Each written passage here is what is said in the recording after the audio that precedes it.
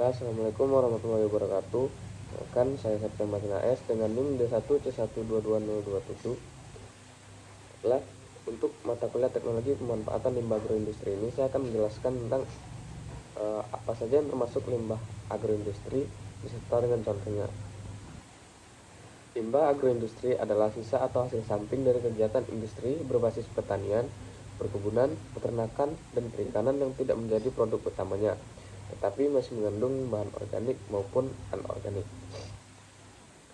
Berdasarkan bentuknya, untuk limbah padat terdapat limbah seperti tandan kosong kelapa sawit, ampas tahu, minyak padi, dan kulit kopi.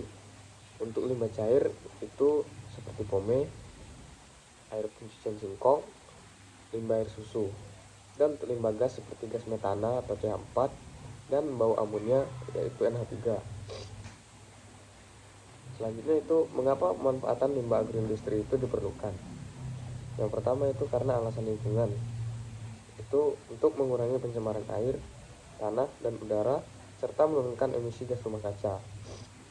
Yang kedua itu karena alasan ekonomi, karena limbah masih memiliki nilai guna dan nilai jual serta juga mengurangi biaya pengolahan limbah. Yang ketiga yaitu alasan sosial, untuk membuka lapangan kerja baru serta juga mendukung ekonomi masyarakat sekitar industri. Yang keempat itu alasan keberlanjutan industri, karena mendukung konsep zero waste dan sirkular ekonomi serta juga meningkatkan citra industri ramah lingkungan.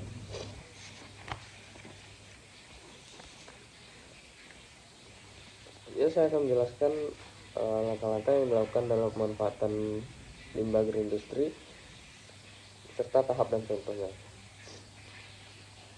Contohnya itu pemanfaatan limbah cair kelapa sawit atau pome menjadi biogas, di mana tahap yang pertama itu mengidentifikasi karakterisasi limbah, yaitu dengan cara mengukur pH, BOD, COD, dan kandungan lemak.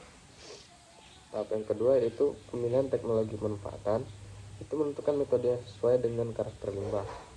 Dan untuk ini fermentasi anaerob menggunakan digester biogas. Tahap yang ketiga yaitu proses pengolahan. Limbah dimasukkan ke dalam digester tertutup dan mikroorganisme akan menguraikan bahan organik tanpa oksigen. Bahan organik yaitu CH4 tambah dengan CO2 tambah lagi dengan air. Dan untuk tahap keempat yaitu pemanfaatan hasil olahan, mana biogas digunakan sebagai bahan bakar boiler atau listrik dan residu atau seluruh digunakan sebagai pupuk organik. Tahap yang kelima yaitu evaluasi dan pengendalian, di mana ini dilakukan monitoring tekanan gas, pH, dan suhu, serta evaluasi efisien dan dampak lingkungan. Selanjutnya itu saya akan menjelaskan tentang kendala dalam pengelolaan limbah industri lengkap dengan contohnya. Kendala yang pertama yaitu kendala teknis, di mana teknologi pengelolaan itu masih mahal atau kompleks, kualitas limbah tidak stabil. Contohnya itu fluktuasi COD pada pome mengganggu kinerja digester pada biogas. Selanjutnya itu kendala ekonomi, di mana biaya investasi awal sangat tinggi dan untuk biaya balik modalnya itu sangat lama. Contohnya itu pembangunan instalasi biogas membutuhkan modal yang sangat besar. Tiga yaitu kendala sumber daya manusia, di mana masih kurangnya tenaga yang terampil dan minimnya pengetahuan pengelolaan limbah. Contohnya itu seperti operator IPAL tidak memahami pengaturan pH yang optimal.